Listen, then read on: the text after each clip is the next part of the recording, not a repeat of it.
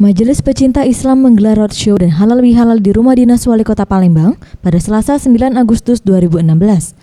Kegiatan ini rutin diadakan Majelis Pecinta Islam ke setiap masjid maupun rumah jamaah yang berada di Kota Palembang.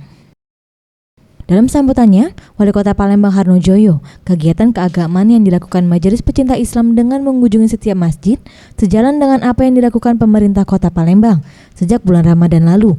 Pemkot Palembang rutin gelar kegiatan safari Ramadan dengan mengunjungi masjid, dan di tahun 2017, Pemkot Palembang akan mengalahkan kegiatan mengunjungi masjid di setiap kelurahan.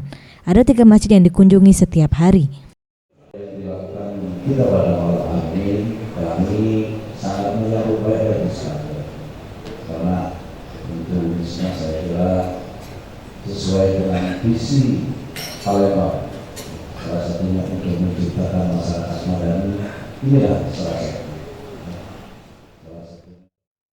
Dalam kegiatan ini juga Wali Kota Palembang memberikan penghargaan kepada salah satu peserta Musabaqah Tilawatil Quran dari Palembang yang berhasil meraih juara di MTQ tingkat nasional yang diadakan di Kota Mataram, Nusa Tenggara Barat. Faisal Ariantara, Sriwijaya TV.